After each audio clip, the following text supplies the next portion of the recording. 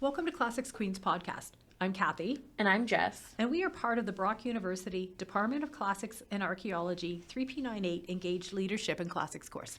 Today, we're going to be discussing women in the arts in ancient times, specifically talking about an archaic Greek poetess named Sappho. We will look at who she was, why her work was unique, and the reception she has received over time, from antiquity to modern day. Okay, let's get to it. Yeah, let's get into it. Sappho was born about 610 BCE, before Common Era, in Lesbos, in either the city of Erissos or Mytilene. Lesbos was a wealthy island located in the Aegean Sea, just off the coast of Turkey. It had many prosperous city-states from the Bronze Age period, about 3300 BCE, to the Byzantium era, about 400 CE. That's Common Era. thousands of years. Thousands of years, guys. And it was famous for its wine and culture. Stands to reason that one of the most prolific poetry and songs in history would come from an island known for its culture. And wine. Yeah, more importantly, wine. Mm-hmm. Some sources say her family was exiled to Sicily in 600 BCE due to some politics. But they returned, and Sappho spent most of her life in Mytilene. Sappho is known for her lyric poetry, which is verse written to be sung while accompanied by music, very similar to today's songs and music that we know now. Mm-hmm. Up until Sappho's time, the predominant form of poetry was known as epic, with writings about history and myth and gods. The Iliad and the Odyssey by Homer about the Trojan War are the best known and were meant to be recited at court or festivals as a form of entertainment. And they are very long. Very long, like Yes. books and books long. Iliad is like 600 pages. Yeah. Yeah. So lyric poetry's shorter. Yeah, lyric poetry, much shorter, and also you're not remembering 600 pages. Got it. So, unlike those verses to the gods, Sappho was one of the earliest poets to write vivid and emotional poetry. She also wrote it in the first person, with her most common subject matter being love and strong emotions it created, like passion, jealousy, affection, hatred. So she also wrote about her environment and nature in vivid detail. For example, in Fragment 4, she writes, I'm not reading this in Greek, nor am I reading it in the proper meter, just Got as a it. note. The gleaming stars all about the shining moon hide their bright faces. When full-orbed and splendid in the sky she floats, flooding the shadowed earth with clear silver light. Oh, that's so pretty. Thank you. So, but Sappho was not only revolutionary in terms of her verses and topics, but also in her use of language, because she wrote in the Aeolic dialect of Lesbos, which was a provincial language with the main form of Greek at the time being the Attic dialect, and it was seen at that time to be the true classical Greek. She also, following the tradition of poetry from Lesbos, she wrote in Lesbos style diction and meter, with meter of poetry being the rhythm.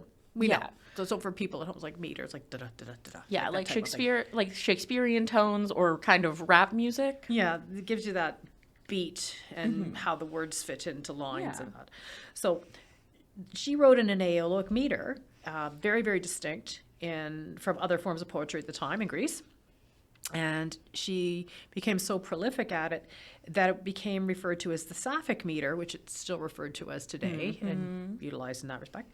And the Sapphic meter is very influential to other poets, particularly Roman era poets, Ovid and Catullus. Very cool.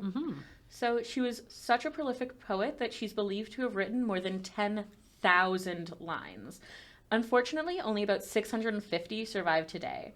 But based on a 5th century publisher who produced some copies of her work, she had 8 books of her poems.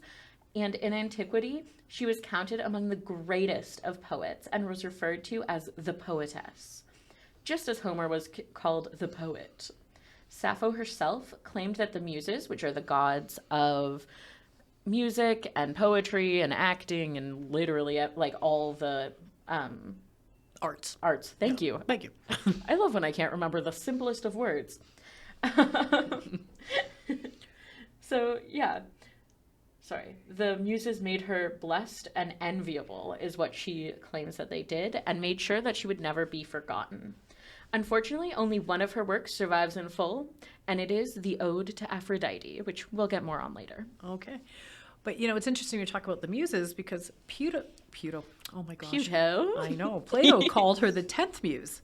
And she was among the canon of 9 lyric poets who were a canonical group of ancient Greek poets who were esteemed by the scholars of the late classical Greek period in Alexandria, which was the educational center. Think library of. Exactly. And also, she was the only woman in that canon of 9. Very good. Yes. So she was the first Greek poet to adopt I lyric writing poetry. So it's from the viewpoint of herself. She is writing about her own individual experiences, as opposed to Homer and Hesiod, who considered themselves to be conduits of divine inspiration, writing of the behavior of the gods and their effect on men. She took it a little bit more of, this is my story, here's how I'm feeling. So she really explored this idea of individual identity and personal emotions. She focuses on the lives and experiences of women, with frank and sensual depictions of physical and emotional intimacy, which were groundbreaking for her time. She really pushed boundaries of societal norms. She wrote of connections between lovers, regardless of gender. She had both male and female lovers. And many of her poems also stressed a deep sense of community and camaraderie and the bonds of human connection, similar to a very famous singer-songwriter, Taylor Swift, who I'm sure everyone has heard of at this point. And she also pushes a lot of societal norms and invokes a lot of emotional responses. Based on their popularity and writing styles, I would say the two are definitely comparable, and Sappho probably had a following similar to that of the Swifties. So Sappho would have been like the Taylor Swift of the time. Yes, I'm saying that. Okay. Now, if only Taylor Swift had her own school, that would be amazing. But yeah, So, very cool lady. like Taylor Swift, Sappho was also a musician because her poems were written to be sung. Yeah. Unlike Taylor Swift, there's no original musical scores of Sappho in existence, so we really don't have any idea about what the music would have sounded like. I think it probably would have been like folklore or Evermore era Taylor Swift, very like moody, kind of dark. I think But you've also included a link to a couple YouTube videos that will give everybody a chance to hear Sappho's poems to music, so you can have an idea of that. So, yeah. Sappho played an instrument called the barbitos, which was lyre-like, but a deeper in pitch. We see this instrument when we see her on the vase paintings that are so prolific. And she's always seen holding the lyre. She's never seen playing it, which is unusual because male poets are usually seen in performance, but she's not. But it's interesting because she was a famous person and a favorite in visual arts, and she was the most commonly depicted poet in the 5th and 6th century Attic red figure paintings. She's on coinage in Mytilene and Erissos in the 1st to 3rd century CE. There's a sculpture of her in Syracuse, and there's statuary of her in ancient Pergamon and in Constantinople, and she's been painted by the Hellenistic painter Leon. Ooh. Her influence also spread to other poets. Example, one of her biggest fans was the 1st century Latin poet Catullus. Her fragment 31 is by many thought to be Catullus's poem 51 that he actually just translated it. But Catullus thought Sappho was his muse and was very inspired by her individual approach to things and her expression of feminine desire. And he actually paid homage to her by naming his female lover in his poems Lesbia. Ooh. It's called the Lesbia cycle for those who follow Catullus's poetry. 26 of his poems are associated with Lesbia, and he actually mentions Lesbia by name in 13 of these.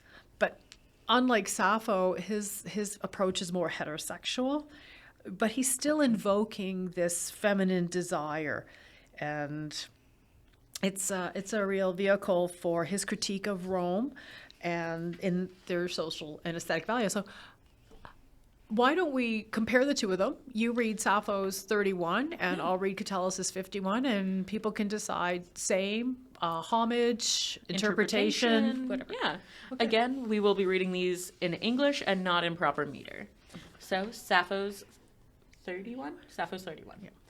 That man seems to me to be equal to the gods, who sits opposite to you and nearby hears you sweetly speaking and charmingly laughing, something which truly excites the heart in my breast, for whenever I see you suddenly, then it is no longer possible for me to speak, but my tongue is broken in silence, and at once a thin flame runs under my skin, and there is no sight in my eyes, and my ears hum, and a cold sweat possesses me, and trembling seizes me completely, and I am greener than grass, and I seem to myself to be little short of dying.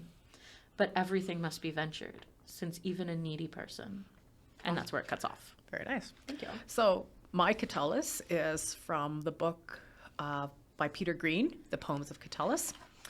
And it's like in my eyes, he seems a god's co-equal. He, if I dare say so, eclipses Godhead, who now, face to face, uninterrupted, watches and hears you sweetly laughing. That sunders unhappily from me all my senses. The instant I catch sight of you now, Lesbia, dumbness grips my voice. It dies on my vocal cords. My tongue goes torpid, and through my body, thin fire lances down. My ears are ringing with their own thunder, while night curtains both my eyes into darkness. Leisure, Catullus, is dangerous to you. Leisure urges you into extravagant behavior. Leisure in time gone by has ruined kings and prosperous cities. So, That's a lot to put on one lady, Catullus. That's a lot to put on her. but unlike, they're very, very similar in terms of theme, but Sappho's talking about what it's like as a woman to watch a woman she cares for with a man. And the woman in Sappho's poem is both the subject and the object of the desire. But they're very similar and, food for thought for people. Are they the same? Translation, interpretation. Yeah, the feminine desire of Sappho's verses has also led to a lot of discussions around her sexuality. Commonly, or modernly, I should say, she is now seen as a lesbian or a bisexual, as she did write about both male and female lovers. But there was a lot of issues with even her gender in the past, in like Renaissance medieval times, where maybe she was a man, maybe she was a straight woman, maybe she was a straight man, just kind of trying to make it comfortable for whatever culture was or whatever time was reading her. But yeah, she has also had a lot of influence on the LGBTQ community. And it's very important to remember that families sent their daughters to female communities or schools called thysos, where they were taught proper social graces, composition, singing, things like that. And Sappho actually had her own thysos, which I think Taylor should open one. Would be great. And she had that in her home in Mytilene. Her school was legendary for women's education. Ancient writers like Strabo, Plutarch, Ovid provided accounts of its structure and purpose. It was designed to offer young women a comprehensive education in poetry, music, dance, and many other arts, with an emphasis on creativity and refining artistic skills. Her approach to education was ahead of its time and really prioritized individual expression and creativity over just social learning and conformity. She wrote most of her material while she was running this school, and many of her students were her muses. In the school, they really valued the goddess Aphrodite, that she was their protective deity and inspiration. And Sappho was the intimate and servant of the goddess, and her intermediary with the girls. So we kind of see this in the Ode to Aphrodite, where she invokes the goddess to appear and to be her ally in persuading a girl she desires to love her. Within the Thysos, the practice of homoeroticism played a large role in the initiation and education of the girls. I'm going to read just the start and the end of the poem. So... This is Ode to Aphrodite. Yes, this is the Ode to Aphrodite. Good. So this is the one complete poem she has. There you go. We have left, I guess. She has multiple completed poems. This Unfortunately, is the one we have left, they're gone. So, shimmering throned immortal Aphrodite, daughter of Zeus, enchantress, I implore thee, spare me, O queen, this agony and anguish, crush not my spirit. And now we're going to go to the end. For if now she flees quickly, she shall follow, and if she spurns gifts, soon she shall offer them. Yea, if she knows not love, soon she shall feel it, even reluctant. Come then, I pray, grant me surcease from sorrow. Drive away care, I beseech thee, O goddess. Fulfill for me what I yearn to accomplish. Be thou my ally. Beautiful, again. Thank you. But, you know, much of Sappho's official reception has been very much affected by the patriarchy. Oh, yeah. You know, in the 5th century of classical Athenian comedy, it was called Old Comedy, and also in the plays of the Greek poet Meander in the late 4th and early 3rd century, she was characterized as a heterosexual whore. Well, of course. What else are men going to do? Exactly. But late Christian censors, and we're talking about, 300 to 400 CE and onward, in Alexandria, Rome, Constantinople, censure, burned her works. The 11th century, Pope Gregory VII, again, censured, burned her works. And that created a problem for the longevity of her work, or a lot of it kind of went non-extant, meaning it just disappeared because of disappeared by burning and burning and the language, the inability to Aeolic translate. dialect. Yeah. It was by the medieval period, her work was all but lost. Only really living on through authors who were quoting her. Yeah. In the Renaissance, though, however, there was revitalization, as there was in the Renaissance time, where they started to print her work again, extrapolating from the authors who were quoting her. So again, in the Renaissance, she had another claim to fame, a rise and notification as a talented poet. This time her work holds, and we see her influence in European poets like Tennyson and Ezra Pound, and it continues to move forward into today's generation. So, but it's interesting that there's been a couple of recent archaeological discoveries of fragments of work that were unknown. 2004 and 2014 in Egypt, by the University of Oxford, there were 2 finds. In 2004, they found a poem called Sappho's Tithonus poem, and in 2014, the Brothers poem. Now, again, we're including links to articles surrounding those finds. Very, very interesting, interesting discussion around not only the finds. There's a little bit of controversy on the 2014. Not going to go into it, but interesting reading. And you can actually see a picture of the fragment. So very exciting on this. I love new amazing archaeological discoveries. They're so interesting. Yes. So as you have heard, Sappho's impact as a poet extends far beyond just her time. She was a significant trailblazer for women's literature. Her poems containing overt feminine sexuality and an immersion in life and beauty and imagination inspired many other ancient and modern poets and songwriters. So when we circle back, it all started with her. So it seems. We hope you enjoyed. Thank you for listening to the Classics Queens podcast. We've linked a few of the videos and poem recitations with music and to the articles that we were just discussing. You can also check out our Instagram for more interesting content. And our next podcast will be talking about ancient women in politics, specifically Livia, the wife of the first Roman Emperor Augustus, because she's amazing. And